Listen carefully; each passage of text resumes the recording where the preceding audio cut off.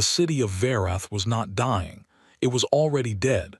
It just hadn't figured that out yet. Kale stood on what remained of the eastern wall and watched the Vreth move through the smoke below. They didn't march. They flowed, a dark, shifting mass of carapace and limb and silence, pouring through the broken streets the way floodwater finds every crack in damaged stone. There was almost no sound from them. That was the thing that never got easier. 1,000 bodies moving through a city, and the only noise was a low vibration that came up through the soles of Kale's boots and settled in his back teeth like a bad memory. He had been fighting for 31 days. His unit had started with 44 soldiers. There were 9 of them now. Behind him, the city of Varath, capital of the Eastern Reach, home to 3 million Sauran people, seat of the Planetary Council for 400 years, was a skeleton of itself. The tall spires of the council hall still stood, but their upper floors had burned out 3 weeks ago and nothing remained but hollow stone tubes pointing at a sky turning the color of old blood. The market district was rubble. The river quarter was gone entirely. The Vreth had consumed the bridges first, then the buildings, then the people who hadn't made it to the evacuation tunnels in time. The evacuation tunnels. Kale pressed his tongue against the back of his teeth and pushed the thought away. The tunnels had been sealed 2 days ago, orders from high command. The Vreth had located the southern access points, and command had decided that sealing was preferable to letting the enemy use them as corridors into the city's remaining interior. What command had not said out loud, but what every soldier on this wall understood, was that sealing the tunnels had also trapped everyone who hadn't made it out in time. Kale had heard the sounds from below for about 6 hours after the seals went in. Then the sounds had stopped. He shifted his weight on the cracked wall parapet and checked the charge on his plasma caster for the 4th time in the last quarter hour. 62%. The last resupply had been 9 days ago, before the orbital platforms had gone dark, before the ships stopped coming, before High Command had stopped saying the word reinforcements and started using words like consolidation and strategic realignment. Words that meant nothing was coming. The Vreth were not a species in any way Kale had been taught to understand the word. They had no home world on any Sauran record, no language, no communication channel that any Sauran xenobiologist had ever managed to decode. What they had was a hive signal, a biological frequency that coordinated every individual unit the way a brain coordinates a single hand. Each Vreth body was just a finger. The thought was somewhere else, distributed through all of them at once, and it never made a mistake twice. When the Sauran Defense Forces had collapsed the northern bridge on day 12, the Vreth hadn't retreated or regrouped. They had simply flowed around the gap, moving through the river itself, walking along the bottom like the water wasn't there, and emerged on the far bank without losing a single beat of forward motion. They didn't hold grudges, they didn't show fear, they didn't stop. They arrived and they consumed, and whatever they consumed was simply gone, and then they moved to the next thing. 17 years since first contact. 17 years since a colony ship had arrived at Drevath Station and found nothing, not wreckage, not bodies, not even the station itself. Just a biochemical trace drifting in the dark where 9,000 Sauran people had been living their lives 2 months before. 17 years of war across the outer reaches of Sauran space. 38 worlds lost. 6 allied species who had joined the Defense Pact, contributed their fleets and soldiers and resources, and been worn down until they had nothing left to offer. The Galactic Council of 12, the old alliance that had kept peace in this arm of the galaxy for 3 centuries, had held 16 emergency sessions in the last 2 years. They had passed resolutions, approved emergency funding, issued formal diplomatic condemnations of Vreth aggression to be broadcast on all standard frequencies. The Vreth had not responded to the condemnations. Footsteps behind him, Kale turned. Senna, his second in command, came up the wall steps at a steady pace. She was a compact soldier with a long scar that ran from her left jaw to the base of her throat, a gift from the Drevath relief operation 4 years back, and she had a way of walking like she was always half a step from changing direction. Her hand never fully released its grip on her rifle, even in sleep. Kale had noticed that the second week of the siege and hadn't mentioned it. "Command sent a signal," she said. "Good news." She looked at him with flat yellow eyes. "Right," he said. She handed him the data chip. He read it twice. The language was formal and clean, and said nothing that the last 31 days hadn't already communicated in a much louder voice. The Planetary Defense Council was formally acknowledging that orbital support could no longer be guaranteed. All ground units were authorized to exercise personal discretion in cases of, the document used the specific phrase, untenable defensive situations. Untenable defensive situations. Kale turned the chip over in his fingers. It was warm from Senna's pocket. "They're telling us to run," he said. "They're telling us we can run," Senna said. "There's a difference." He thought about that. He decided there wasn't. Below the wall, the Vreth had paused. That happened sometimes, a momentary stillness, like the hive mind was pausing to recalculate. Every time it happened, Kale felt the same thing settle into his chest that he imagined small prey animals felt when a very large shadow crossed over them. Not fear exactly. Something older than fear. Something that predated the Sauran language's ability to name it. "Did Command say anything else?" he asked. Senna was quiet a moment. "The long-range distress signal is still broadcasting, has been since day 3. "Anyone responded?" "No." "How many civilizations are in range?" 14 that we know of." 14 civilizations. 14 species with ships and weapons and sensor arrays capable of detecting a distress beacon burning at full power. 14 different governing bodies that had presumably looked at the signal, discussed it, and decided that this was not their war. Kale handed the chip back. "Burn it." She burned it. They stood on the wall for a while without speaking. Below, the Vreth began moving again. The vibration returned to Kale's boots. In the direction of the old market district, something had caught fire, not new fire, just old fire finding new material, the city consuming itself from inside out while the Vreth consumed it from outside in. The smoke was the color of a bruise. Yev, the youngest soldier in the unit, came up the wall steps at a half-run. He was barely old enough for active service, all joints and quick eyes, and an unfired energy that the last month had not quite burned out.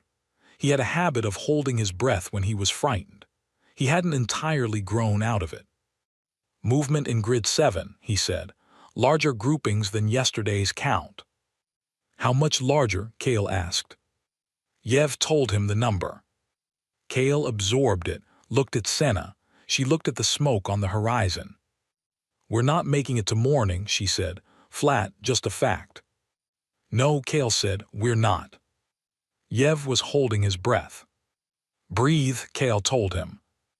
Yev breathed. Night came quickly on Vareth near the winter turn. The sun dropped and the temperature dropped with it, and the sky moved from red to deep violet to hard black in under an hour. The stars came out sharp and cold. Kale had liked the stars over Vareth his whole life. As a child, he had memorized the constellations from a book his father had given him, a physical book, the kind with real paper pages, and he could remember lying on the flat roof of his family's house in the old district, pointing at each star, saying its name. His father had tested him every clear night until he never got one wrong. The old district was rubble now. He did not look at the stars tonight. The attack came at the 3rd hour of dark, which was expected. The Vreth moved harder at night. Kale had read something in an intelligence report once about the hive's signal-carrying cleaner in cold air. He didn't know if that was true. What he knew was that every major assault in 31 days had come after the sun went down. They hit the eastern wall at 4 points simultaneously. Kale's 9 held for 2 hours. That was longer than he'd expected, honestly. Yev was fast, and his aim was better than his age had any right to be. He hit things in the dark that Kale would have been satisfied to hit in full daylight. Old Marit, who was 43 and had been fighting the Vreth since the first response fleets launched after Drevath, moved through the wall's defensive positions like the architecture had been built around him specifically. He appeared exactly where pressure was breaking, never where a Vreth limb was swinging. But there were 9 of them, and the Vreth did not count their losses. They fell back to the second defensive line. Then the third. The city compressed around them, block by block, the Vreth filling every space they vacated with that hive-mind silence that was somehow louder than screaming. At the 5th hour of dark, Kale's unit was inside the council hall. 38 of them should have been in the council hall. 9. They barricaded the main entry with anything that would hold weight. Kale looked around the great vaulted chamber, the high stone ceiling, the carved walls where the names of every council member going back to the founding were cut deep into the rock, the ancient mosaic floor tiles showing the first Sauran explorers reaching upward toward the sky, and thought that this was probably not the worst place for it to end. Better here than in a tunnel. Better than alone in a side street. Senna was at the communication equipment in the corner of the chamber, the only working unit left after the roof array had taken damage 6 hours ago. Most of the frequencies were static. She worked through them in order, her face calm, the same expression she wore when she was cleaning a weapon or eating a meal. Senna had a gift for applying the same face to everything. "Anything?" Kale asked. "Static on all allied," she stopped. Kale looked at her. Something had crossed her face. He had not seen that expression in 31 days on this wall, not relief, not hope, something more careful than either of those things, something that was trying hard not to be wrong. "What?" he said. "There's a response on the long-range beacon." Her voice was very level. "The automatic translator is working on the designation." The room went still. Even the sounds from outside, the vibration, the low movement of the Vreth tightening around the building, seemed to step back and wait. "Response from who?" Merritt asked. "Unknown species designation." She watched the translation unit. "The signal is very close." "Close like in system?" Kale asked. "Close like," she looked at her instruments again, then looked up. "In atmosphere." Nobody spoke. Outside, the vibration in the floor had changed. Kale felt it shift pitch and then stop entirely. In 31 days, the Vreth had never gone fully still. Not under orbital fire, not when the bridges fell, not when the tunnels sealed. They were still now. Yev moved to one of the narrow windows above the barricade and looked up at the sky. He stood there without moving or speaking. "Kale," he said. Kale crossed the room and stood beside him and looked out through the narrow window. The stars were gone. Not covered by cloud, not gradually obscured, simply replaced by shapes, massive dark shapes hanging in the atmosphere blocking out the sky in a wide arc over the city. 1, 2, 4, 7. More still resolving out of the heat shimmer of their own entry burn, each one large enough to make the council hall feel like something a child had stacked from river stones. They hung there in the dark, perfectly silent, perfectly still. Then they opened. Not weapon bays, not orbital strikes. From the underbellies of those vast shapes fell thousands of smaller objects, bright on entry, slowing as they dropped, spreading across the city in lines and clusters and organized patterns that took Kale a long moment to recognize. Not falling. Landing. The translation unit chimed. Senna read the result aloud, her voice steady as rock. Message reads, "This is the Terran Expeditionary Force, 1st Contact Division, responding to distress beacon frequency Delta 7. We are deploying ground assets now. Hold your position. We have you." The chamber was silent. Kale stood at the window and watched fire fall from the sky in organized lines, and could not find a single word in any language he knew. "Who are the Terrans?" Yev said. Nobody answered, because nobody knew. Outside, the Vreth had not moved. The drop pods hit the streets of Verath like a storm that had decided to arrive all at once and be done with it. Kale watched from the window as they came in, hundreds of them, each one a burning dart trailing heat haze, slamming into the city's broken avenues and squares with concussive booms that shook the council hall's stone floor. They weren't elegant. There was no smoothness to it.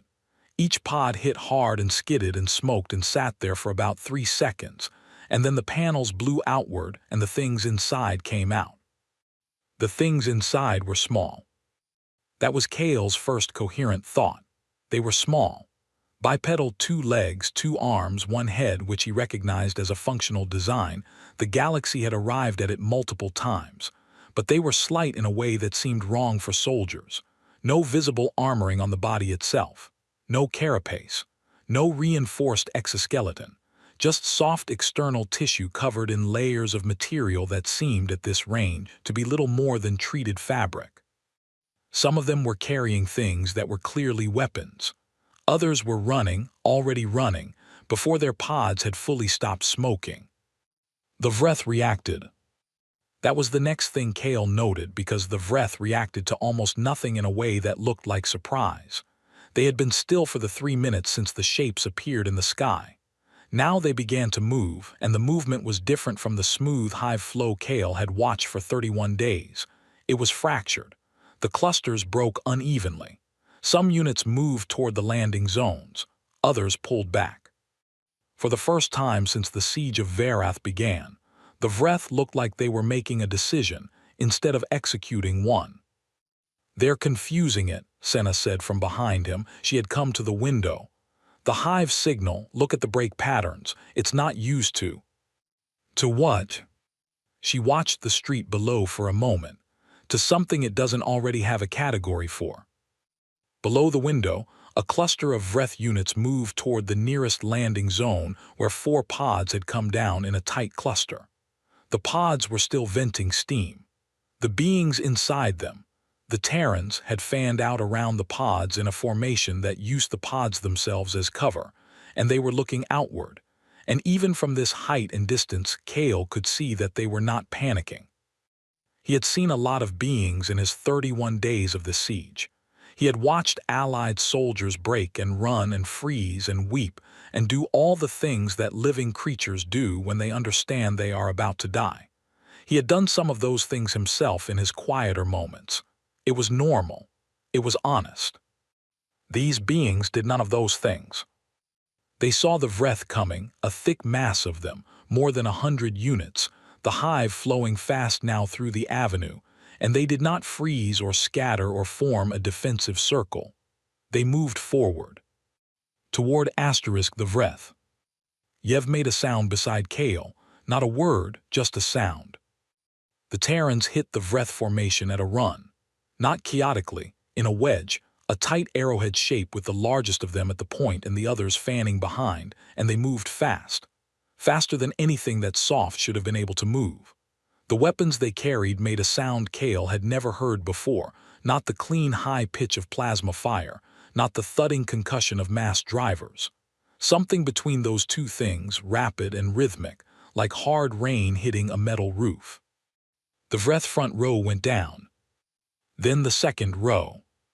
The wedge drove through the formation the way a blade drives through soft material, not around it, through it, and then it split, the Terrans peeling away from the center in pairs and small groups, each pair taking a different angle, spreading the Vreth's response in too many directions at once for the hive mind to optimize. Kale had been fighting the Vreth for 31 days. Before that, he had spent 4 years in various campaign zones across Sauron-held space. He had seen good soldiers fight. He knew what tactical awareness looked like from the outside, how you could read it in the way a unit moved and held angles and covered each other's positions. What he was watching below was not good soldiers fighting. It was something else. He did not yet have the word for it. "They're not stopping," Merritt said. He was at the window now too, his old voice flat and factual. Every time a unit takes a hit, they don't pull back. They close the gap. They're rotating wounded back, Senna said. You see, the ones who take hits, others close around them while they're moved back to the pods. They're shouting, Yev said. They were. Even through stone walls and 2 floors of elevation, Kale could hear it, voices loud and sharp, the Terran language a series of hard consonants and clipped vowels that the translator unit was clearly struggling with. Not screaming, shouting, as in deliberately, communicatively shouting, to each other, across the chaos of the fight. The translator is getting fragments, Senna said, checking her unit. I'm getting numbers, directional words, and she paused, and what the translator is marking as morale-related vocalizations. What does that mean? It means she stopped again. She looked like someone trying to describe a color that didn't exist in her language. They're encouraging each other, positively, in the middle of a combat action. Kale stared at her. I know, she said. We should go out to them, Yev said. Everyone looked at him. He was 17 years old in the Soren count, and he had been holding his breath on and off all night, and he looked, right now, like he had just said something that surprised him as much as it surprised everyone else. But he didn't take it back. They came for us, he said. We should go out. Kale looked at the barricaded door, then at the window, then at the street below where the Terrans were now holding the intersection against a Vreth mass 3 times their number, and holding it without retreating a single step. He thought about the 9 of them, their charge levels, their injuries. Open the barricade, he said. Senna was already moving. They came out of the council hall's side entrance into a narrow passage that opened onto the main avenue, and the sound hit Kale immediately. A dense, layered sound. The Terran weapons and the crack of Vreth bioprojectiles, and the shouting, always the shouting, that constant voice communication cutting through everything else. The cold air smelled of burned metal and the specific biological chemical that Vreth released when their units were damaged. A Terran stopped in front of them. Kale had a moment to see her clearly. She was shorter than he was. Most of them seemed to be shorter than he was, which kept surprising him, with a face that was flat and expressive in a way Soren faces were not, and eyes that were small and set forward for depth perception rather than wide-set for field of view. She had things strapped to every surface of her body. Equipment, weapons, small devices whose purpose he couldn't immediately identify. Her expression, when she saw Kale's unit emerge from the passage, went through several things very fast: surprise, assessment, and then something that settled into what Kale could only read as relief, even though she had never met him before. She said something in her language. His translator caught the end of it. Survivors here need a count. Then she switched smoothly, without hesitation, to the galactic standard frequency, the shared language that the Council of 12 had established for cross-species contact. Her pronunciation was not good. The grammar was structural but rough, like someone who had learned from a text rather than from speaking. But it was there. How many of you? She said. 9, Kale said, including me. She nodded. The nodding was interesting, a Soren gesture too, head motion for affirmation. He had not expected that. Armed. Yes. Good, I'm Vasquez. First Contact Division, Terran Expeditionary. You're the distress beacon. We are. Another Terran arrived at her shoulder, larger, with what seemed to be greater quantity of equipment, speaking rapid Terran to her. She responded without taking her eyes off Kale. Then back to him. Can your unit fight? We've been fighting for 31 days, Kale said. Something moved across her face. He didn't know the Terran face well enough yet to name it. Then you know this city. I know it better than anything still alive. She looked at him for 1 second. Good, stay on my left, tell me what I'm looking at. She turned back toward the fight before he could respond, and Kale found himself moving after her because the alternative was standing still. And standing still was not something Senna or Marit or Yev needed to see him do. They fell into the Terran formation, or the formation absorbed them, which was closer to accurate. The Terrans adjusted their spacing and angles without being told, creating positions for Kale's 9 without breaking their own pattern, and Kale had spent long enough fighting alongside allied species to know how rare that was. Coordination under fire with an unknown unit usually took planning, usually took time. These beings did it like breathing. At the far end of the avenue, the Vreth had massed again. The hive was learning, adapting its flow patterns to account for the Terran wedge tactic, spreading wider, trying to extend past the flanks. Kale had watched it do this for a month. Every tactic the Sorin forces had used, the hive had adapted to within 2 engagements. Vasquez was watching it too. He could see it in how her small forward-set eyes moved across the mass, reading it, categorizing it. She said 3 words in Terran to the unit, and they shifted before Kale even processed that a shift had been called. "It's going to flank left," Kale told her. "It always." "Already see it," she said, then almost to herself. "So it learns fast, okay." She didn't sound worried. She said okay, the way someone says it when they've just been told the problem is harder than expected, and have decided that's fine.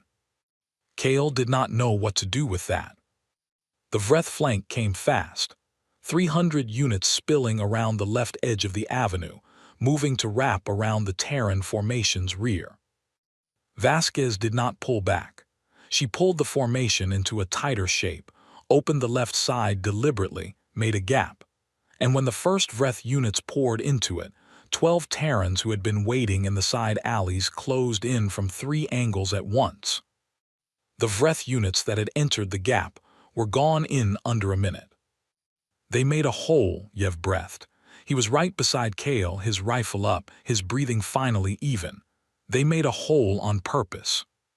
"Yes," Kale said. Yev searched for the right word. Kale didn't have it either. The night was loud and cold, and the city was still burning in pieces around them, but the Vreth mass, for the first time in 31 days, was not moving forward. It was trying to. Kale could see it trying. But the Terrans were everywhere in its path, and every time the hive mind found an opening, there were Terrans in it already, moving like they had read the thought before it finished. A Terran soldier went down 30 meters ahead of them, hit by something, hard, rolling to the side of the avenue. 2 others were there before he stopped moving. They grabbed him and pulled him back, and one of them took his position while the other checked him, and the line held. Kale watched this happen, processed it. The Terran who had been hit was being checked now, alive, moving, arguing back at the one treating him. The one treating him was responding, and even through the language barrier Kale could read the tone. "Hold still. Stop talking, I'm working." The wounded Terran was, apparently, trying to argue about it. "They protect their wounded," Senna said. "Most species do," Kale answered. "No, they protect them and then they get them back into the fight." She was watching the pair now. The wounded Terran had been given something, an injection, and was sitting up, then standing. "Watch." The wounded Terran picked up his weapon, tested his own arm, looked at the line, walked back to it, took a position. He had been down for 4 minutes.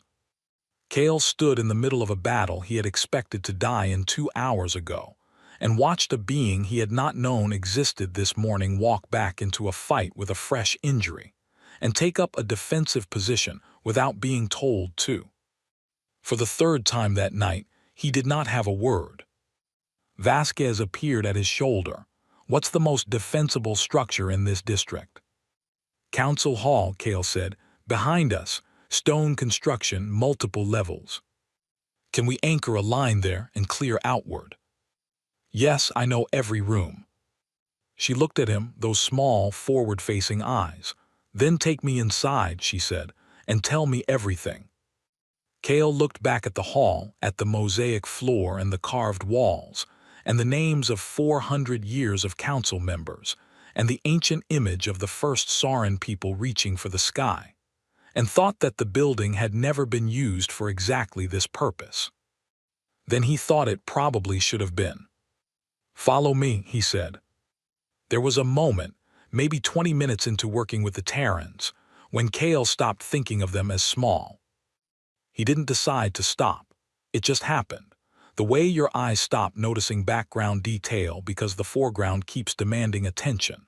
The Terrans were technically smaller than a Sauran soldier in nearly every physical dimension that could be measured.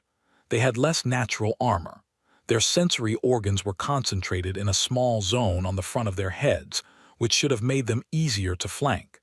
They needed to consume mass quantities of water regularly or their performance degraded. They functioned poorly in extreme temperature ranges. The xenobiological profile that Kale had received in his basic training as a young recruit, one paragraph on Terrans, listed under lesser-known contacted species, had described them as *moderate in physical capability, high in technological development, limited in direct combat application.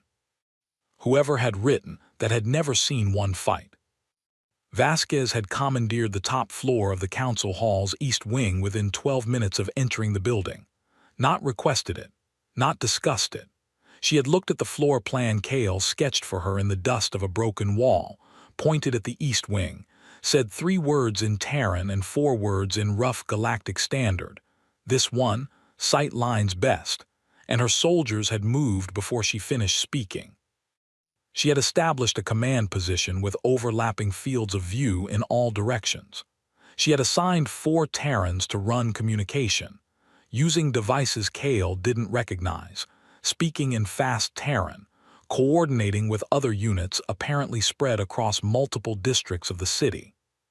She had done all of this while simultaneously discussing with Kale the precise layout of every major avenue in the central district, absorbing information at a pace that kept making him repeat himself, because he assumed she'd missed something. She never missed anything. By the 3rd hour of the night, 2 hours after the pods had landed, Kale had learned several things about Commander Vasquez and the Terrans more generally. First, they did not stop talking. In any other species military unit Kale had ever encountered, combat produced silence or screaming. Orders were given, acknowledged, executed. The Terrans did something else. They maintained a constant low voice presence even in the middle of active fire, not orders exactly, more like a running commentary they were sharing with each other. Positions, assessments, warnings. Sometimes what sounded, through the translator, like dark jokes. The commentary never stopped. It was the background frequency of everything they did. Second, they made decisions very fast and changed them even faster. The Vreth hive mind adapted to tactics across 2 or 3 engagements. Vasquez adapted within the same engagement. If something stopped working, she moved to something else before the Vreth had finished processing that it had worked. She did not appear to need to think about this. The adaptations arrived the way breathing arrived, necessary, automatic, uninterrupted. Third, they had a different relationship to their own damage than anything Kale had observed before. He saw this clearly at the 4th hour. A Terran named Cole, Vasquez called him by name. She called all of them by name, constantly, was holding a position at the hall's north entrance when a Vreth unit got through a gap and hit him from the side. Cole went down hard against the wall, came up with his left arm hanging wrong, a dislocation, from the angle of it, the kind of damage that ended a Sauran soldier's effectiveness for the rest of an engagement. Cole looked at his arm. Then he looked at the Vreth that had hit him, which had not retreated and was moving in for the next strike. Then he said something in Terran that the translator rendered as an expression of strong negative emotion. The exact phrasing was apparently beyond the current calibration, and he swung the displaced arm against the wall beside him. The shoulder relocated with an audible impact. Cole made a short, sharp sound that was clearly pain. Then he raised the weapon in that arm and shot the Vreth unit 3 times and went back to holding his position. Kale had seen this happen from 15 meters away. He stood there for a moment, and his brain did the thing brains do when they receive information that does not fit the existing framework. It simply failed to process it and moved on, because processing it fully would take more time than the situation allowed. Senna appeared at his shoulder. "Tell me you saw that," she said. "I saw it," Kale said. "I am going to be thinking about that for the rest of my life." "However long that turns out to be," Kale said. Senna's mouth did something that wasn't quite a smile, longer than this morning's estimate. She wasn't wrong. The shape of the fight had changed in ways that Kale's 31 days had not prepared him for. The Vreth were still out there in mass numbers. The city was not retaken, was nowhere close to retaken, but the hive mind's forward movement had stopped. For the first time since the siege began, the pressure was not inward. The city's corpse was holding. The Terrans had not won anything yet, but they had installed themselves into the city's ruin like load-bearing columns into a damaged structure, and the ruin was still standing. Old Merritt found Kale around the 5th hour, when the main action had shifted to the western districts, and the hall itself was temporarily in a pocket of relative quiet. Merritt sat down on a piece of broken wall with the careful movement of a man who knew how much his body had left in it, and he looked out at the avenue below where a Terran squad was reloading and checking equipment, with the brisk efficiency of beings who expected to be moving again soon. "I've been fighting the Vreth since Drevath," Merritt said. "I know," Kale said. "I've fought alongside the Keth, the Sorvak, the Drayan." He named 3 species that had been part of the old defense pact, all 3 home worlds lost. "I've seen good fighters. I've seen what courage looks like in 12 different body configurations." Kale waited. "These things are different," Merritt said. He wasn't asking anything. He was putting words to something he'd been sitting with for the last several hours, turning it over and over, trying to find the edges of it. "It's not that they're faster. It's not that their weapons are better. The Vreth has faced better weapons." "Then what?" Kale asked. Merritt was quiet for a moment. "The Vreth learns by finding the pattern. Every species has a pattern. When you understand what a species is afraid of, what they'll pull back from, you can run a hive mind against them forever because you always know where the line is." He looked at the Terran squad below. "These ones. I cannot find where the line is." Kale had been thinking something similar for hours. He hadn't put it into words yet. "They should have a line," Merritt said. "Everything has a line." Below, Vasquez had come back down from the upper floor and was talking to the squad in the avenue. She was pointing at the map they had drawn together on the wall upstairs, then at 2 specific streets. The squad was nodding. Then they were moving. Vasquez walked beside them for 12 steps and then peeled off to the right, going somewhere else, already working the next problem. Yev came sprinting up the hall steps, breathing hard, his face bright with something that was either terror or exhilaration, and at that pace might have been both at once. "They found the access tunnel to the water infrastructure," he said. "The Terran Vasquez, she's sending a unit through it to come up under the Vreth concentration in the old market district. She said." He stopped and organized the translation in his head. "She said it will take the hive mind 3 minutes to respond to a threat from below." She said 3 minutes is enough. "Enough for what?" Kale asked. "To break their concentration in the eastern quarter and open a corridor to the outer wall." Kale stared at him. The water infrastructure tunnel network ran under the entire city. Kale knew it existed. He had grown up in this city, had known about those tunnels his entire life, and had never once thought about running soldiers through them. "She's been here 6 hours, Senna said. "Yes," Kale said. "She's been here 6 hours, Senna repeated, as if volume would make it more or less strange.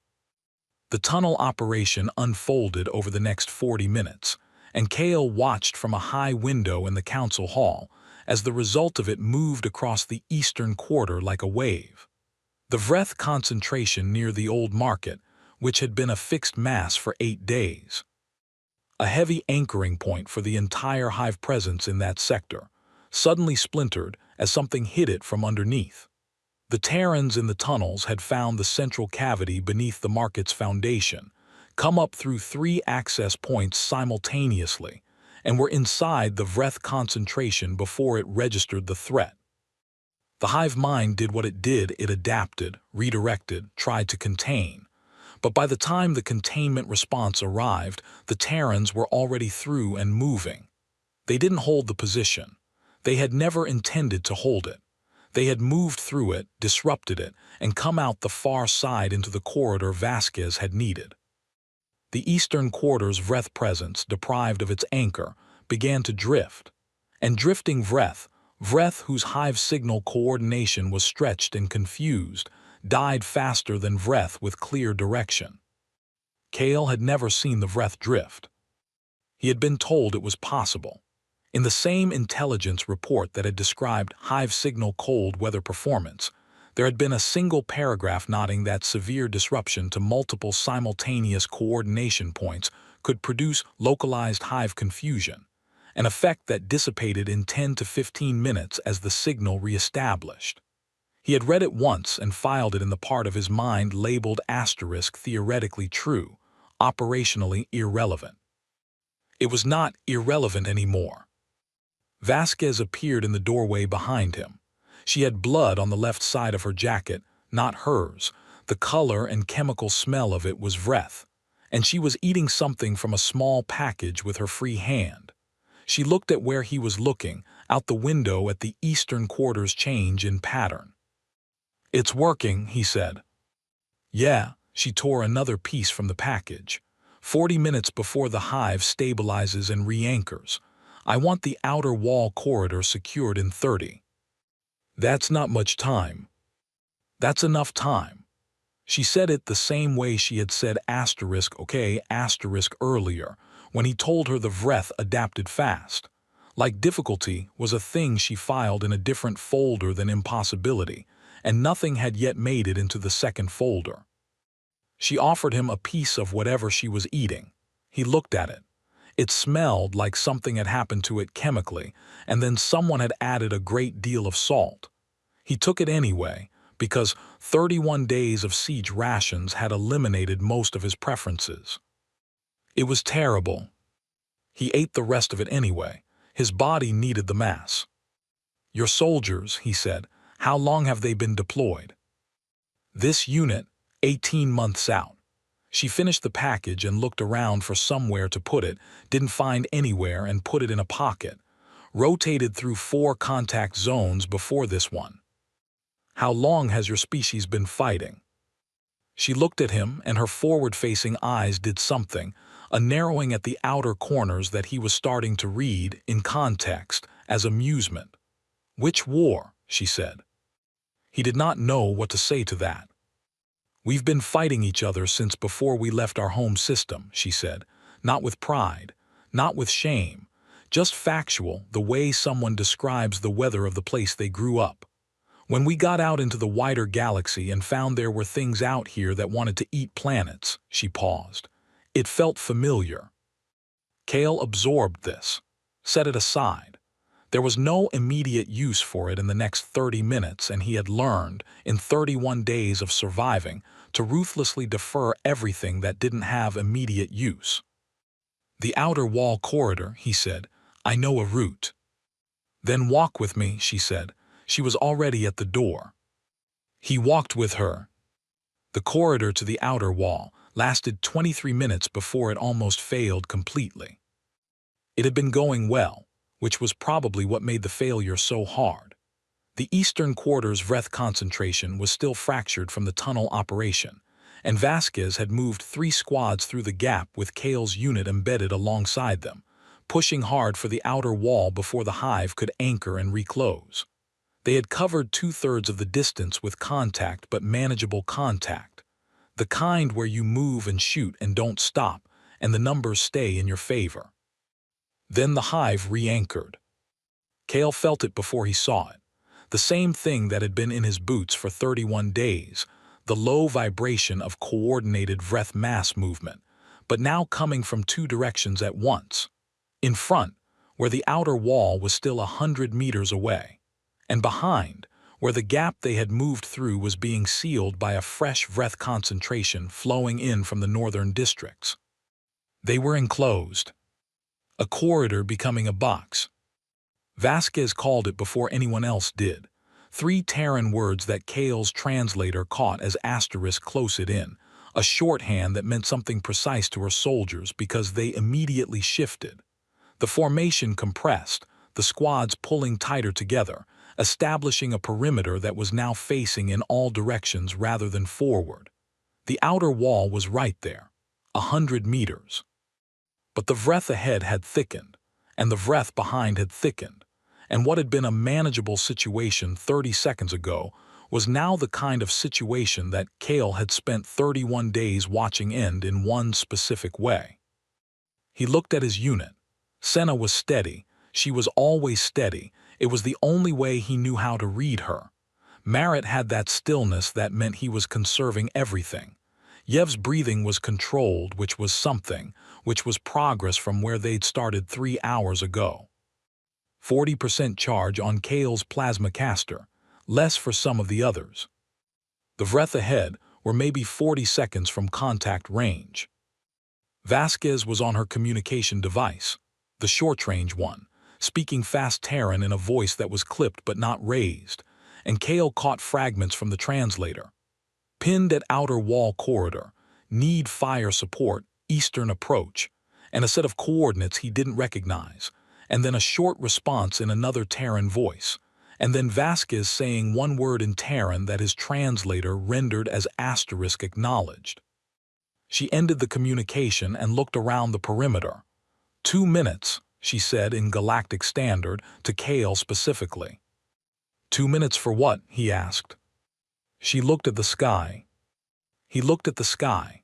It was still mostly dark, the false dawn of a Vareth winter just beginning to touch the eastern edge, and the shapes of the Terran ships were visible as darker patches of dark against the black. Still huge. Still so large they redefined what the word large asterisk meant. One of them had moved.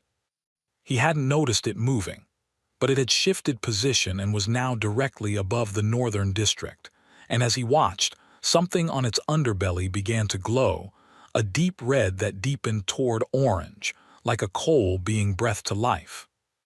Hold positions, Vasquez said, to everyone, Terran and Soren alike. Kale looked at the Vreth concentration ahead of them. It was moving. It was inside 20 seconds now. That's very close, he started. The ship fired. Not at them.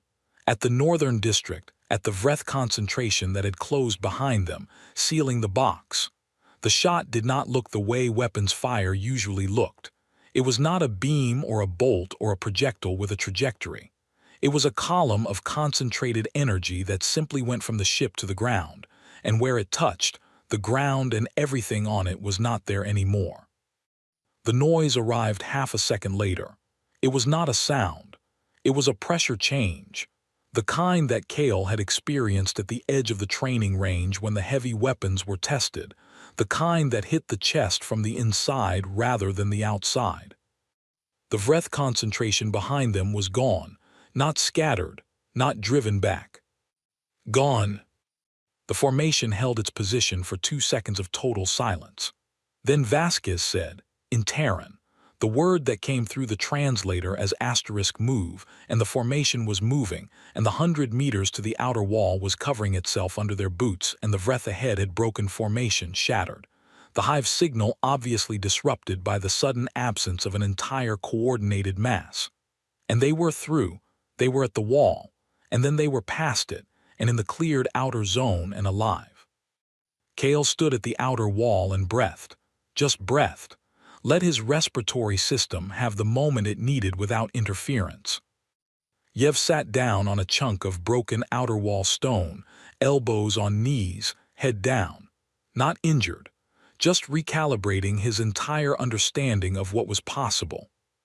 Merritt stood with his arms at his sides and looked back at the city. They called a ship, he said. They called a ship to fire a support shot in an urban engagement. He wasn't outraged. He was awed. The precision required to. The crew's been running these shots for 8 months, Vasquez said, catching the end of it. She had come to stand beside Kale, slightly winded but functional. Before that, training. Before that, simulations. She looked up at the ship. Orion crew is good. You trust them, Kale said. With my life. She said it without looking at him, which I just did. Kale thought about what kind of fighting force developed that. 8 months of live operations, training before that, simulations before that. Not just the infantry, also the crews in those vast ships overhead, calibrating weapons for precision support in confined urban environments. A whole system designed around one premise, which seemed to be, nobody gets left. He thought about the 9 of them. 11 Soren soldiers who had not made it to the council hall, 35 who had not made it past day 20, 44 who had started. How many did you lose, he asked, in your units tonight? Vasquez was quiet for a moment. 6 confirmed, 4 more being assessed. Her voice was level, but it was the kind of level that was being maintained deliberately, the way you maintain a level surface by doing invisible work underneath it. We'll know in an hour. I'm sorry, Kale said. She looked at him, the narrow eye thing again, not amusement this time. This is what we do, she said. And there was something in her voice then, not the tactical calm, not the professional steadiness, something that sat underneath those things and was heavier. The thing you carry when you've been doing this long enough to know exactly what you're carrying. She didn't say anything else about it. The outer wall zone was large, a wide cleared space that had been the city's defensive buffer before the siege began and was now a staging area for the Terran operation. Drop pods were clustered here in groups, some of them being used as supply points, others as temporary medical stations. Terran soldiers were moving in and out of the city through 4 different breach points, and even from here Kale could see that the operation had not slowed. Reinforcements were arriving by a second wave of drops. He could see fresh burn trails in the sky where new pods had come in, and the movement of the whole operation had the quality of something that was still accelerating.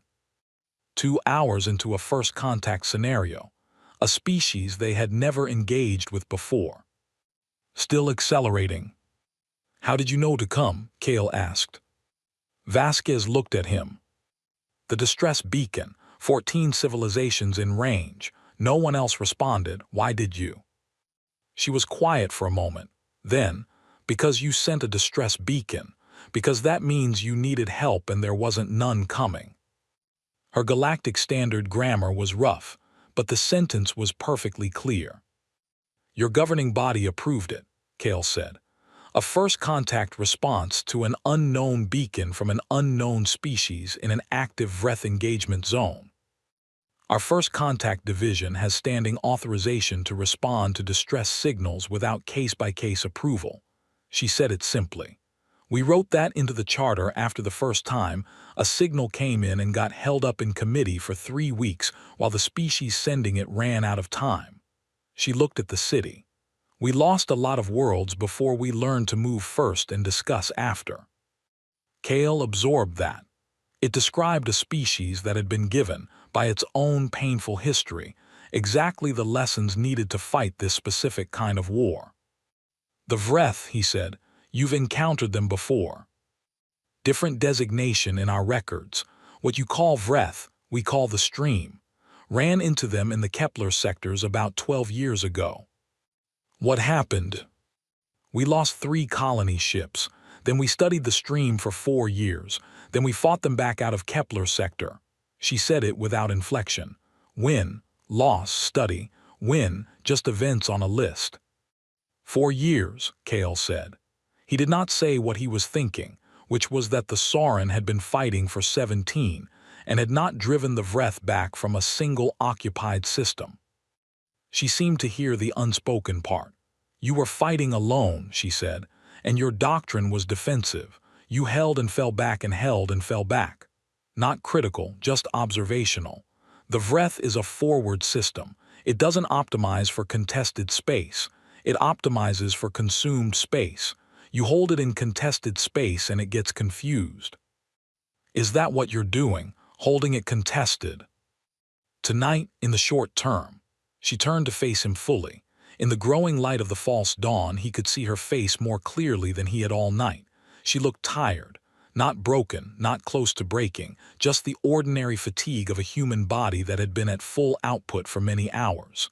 Tomorrow we're going to push it back. Day after that, we're going to push it back further. We're going to make it very uncomfortable to be the Vreth in this sector. You have enough units for that. Getting more by the hour. She glanced at the sky, at the dropped trails. And you have something we don't. 9 soldiers and 40% charge. You have 31 days of knowing this city, how the Vreth moves through it, where it anchors, what it avoids. She said it like these things had value, like they were assets she was cataloging. That knowledge is worth more than an extra battalion. Cale looked at his unit. Senna, checking her weapon, she always checked her weapon. Merritt, still standing at the wall, looking back at the city with the expression of a person tallying things. Yev, who had stood up from the rubble and was watching the Terran soldiers move and had, somewhere in the last hour, stopped looking frightened. Not rested, not safe, still in a city that was largely occupied by something that had been consuming worlds for 17 years. But standing. All 9 of them still standing. You came for a distress signal from a species you didn't know, Cale said, into a combat zone that was clearly failing, without prior engagement, intel, or allied support. Yes, Vasquez said. Why? She was quiet for a moment. Then she said something in Terran first, 4 words, almost to herself before translating. Because if we don't, who does? It was not a rhetorical question. He could hear that. It was the premise her entire operation was built on, stated simply, and she had clearly stopped expecting an answer because the silence between species was where the answer usually lived. Behind them, the city was fighting again. The sounds of it carried over the wall in the cold morning air. The Terrans were in there, doing what they'd been doing all night, and the Vreth, for the first time, were not moving forward. For the first time in 31 days, the city of Verath was not getting smaller. Cale checked his charge. 40%, he looked at Senna. She was already looking at him. He tilted his head toward the breach point in the wall, the passage back into the city, back into the fight. She nodded, tapped Merritt. Merritt tapped Yev. The 9 of them formed up without being asked. Vasquez looked at them. Something in her face settled. On me, she said. They went back in. The Vreth left Verath at dawn on the 33rd day. Not defeated. Cale understood that. He had fought them long enough to know that defeated was not a category that applied to the Vreth the way it applied to beings with self-preservation instinct and command structures that could break. The Vreth did not surrender. They did not negotiate withdrawal. What they did was reach a calculation, somewhere in the distributed intelligence of the Hive signal, that this territory was no longer viable for consumption. That the cost of forward movement had exceeded the return. And when the Hive reached that calculation, it simply reversed. They moved out of Verath the same way they had moved in. Flowing. Quiet. No retreat signal, no organized rearguard, no acknowledgement that they had been fought. They just reversed course, and the low vibration that had lived in Cale's boots for 33 days began to fade, and within 3 hours the streets of the city were the Vreth's empty wake, rubble and silence, and the smell of their biological chemistry still hanging in the cold air. The Terrans did not celebrate when the Vreth pulled back. Cale had expected something. Not a party, not a ceremonial moment, but something, the species-specific release that he had seen in his own soldiers after a hard fight, the noise and movement and physical expression of relief. The Keth did it in a specific call-and-response sequence that their units ran through after every engagement. The Sorvak touched their foreheads to the ground for 30 seconds, which Cale had always found moving even as an outsider. Even Sauron's soldiers had a version of it, the lowering of weapons, the slow exhalation, the checking of who was still there. The Terrans, when the Vreth pullback became clear, went quiet. Not still. They kept moving, securing positions, establishing perimeter, triaging their wounded, running communication back to the ships. The operational efficiency didn't stop, but the voice noise, the constant low communication that had been the background frequency of everything they did for the last 2 days, dropped away. They moved through the changed city in something that Kale could only call silence in motion, and it took him a long time to understand what he was watching. They were counting. Not inventory, not territory, who was there and who was not. He watched it happen in Vasquez's unit, the squads coming back in from their positions and finding each other, the physical contact between them, the hands on shoulders and arms, the checking. The Terrans touched each other a lot. He had noticed it during the fight as well, had filed it as a coordination behavior, but it was something else. The touch was not tactical. It was the opposite of tactical. It was personal, a specific being confirming to another specific being that they were present, intact, real. Cole was there, his shoulder receded by its own impact against a wall, his arm in a temporary brace that he had clearly applied to himself with one hand, and that Kale was fairly sure was not medically correct, but was functioning. He found the soldier he'd been paired with for most of the night and did the hand-on-shoulder thing, and said something in Terran that the translator caught as *we good, and the other soldier said something back, and then they both turned outward to the work again. But the moment was there, it had been there, real. And some of them came back and the person they looked for was not there, and the touch and confirm had a different shape in those cases, longer, still, and then moving forward anyway. Vasquez was standing near the council hall's main entrance when Kale found her. She was looking at the names carved into the outer wall, the council member names he had grown up seeing, the ones he had stopped reading sometime around day 15, when reading them had started to feel like looking at a list of things the city would not recover. She couldn't read Sauron script, but she was looking at it anyway, and her expression was the one he had been trying to name since first contact. The one underneath the operational efficiency, the one that was heavier. "We lost 9, she said without turning. "Confirmed now." Kale stood beside her, calculated the proportion, 9 from a force of several hundred deployed in his sector alone, 2 days of intensive engagement against the Vreth in a contested urban zone. As a tactical number, it was a result that Sauron military doctrine would have classified as outstanding. As a number to carry, it was 9 specific beings. Who were they? He asked. She looked at him, not surprised, maybe not surprised. Why? Because you came here for us. I want to know who paid for that. She was quiet for a moment. Then she said their names, all 9, each one with a rank and a home region on their world and a small detail, not a full sentence, just a fragment, the kind of information that placed a being inside a specific life. One had 2 children. One had been scheduled for rotation home in 6 weeks. One had enlisted specifically for First Contact Division because she had believed. Vasquez's voice did something very slight on this one, almost nothing. That making first contact with new species was the most important job a soldier could do. Kale listened to all 9 names. When she finished, they stood in silence for a while. "Do you have a specific morning practice?" he asked. "Several," she looked at the wall.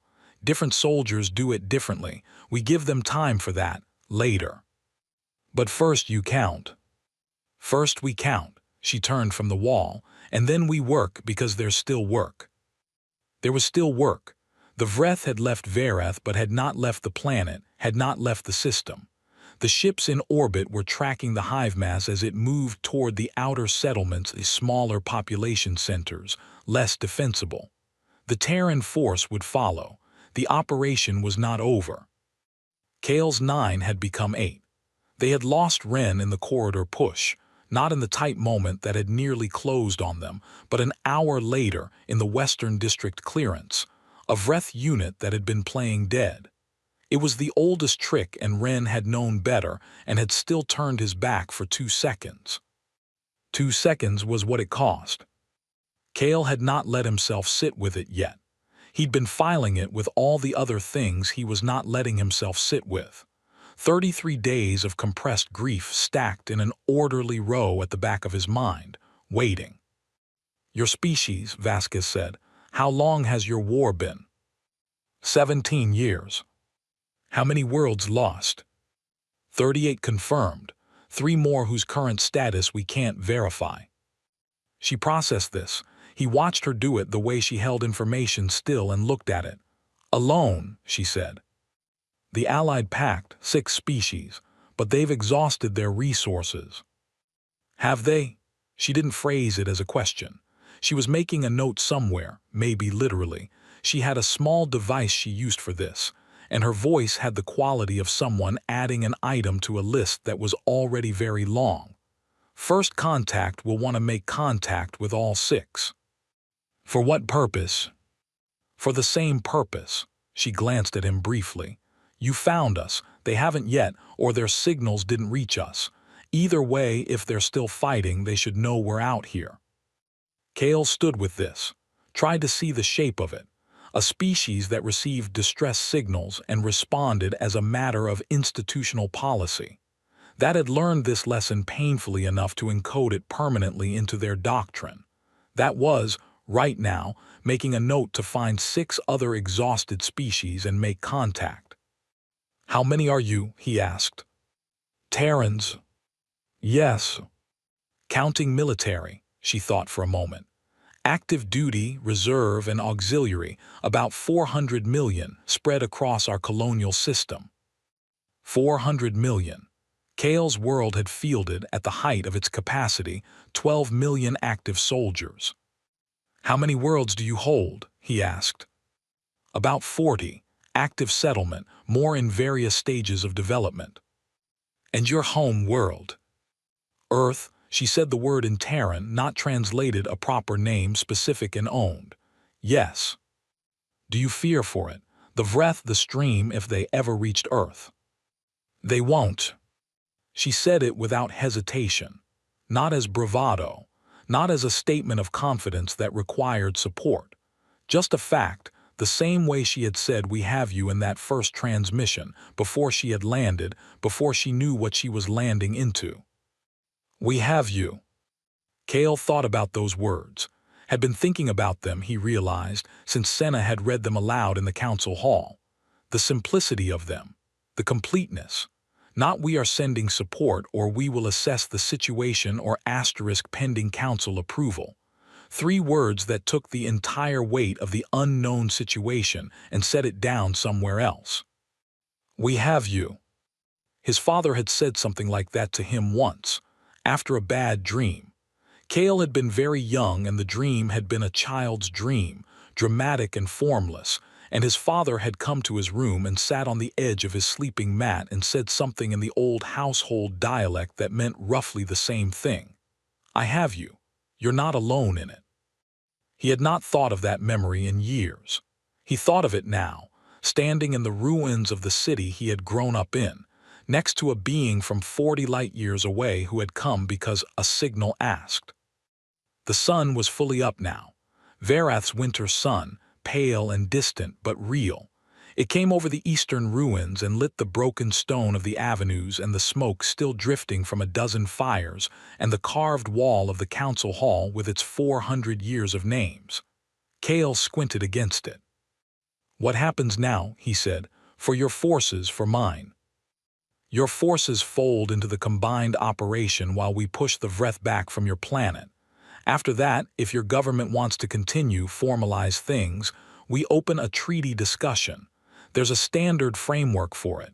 Usually takes a few months." She paused. "Or years, depends on the species." "What does the treaty give us?" She looked at him, and her forward-facing eyes had something in them that he was, by now, well enough calibrated to read. "Partners," she said. It was not a complex word. It described something very simple.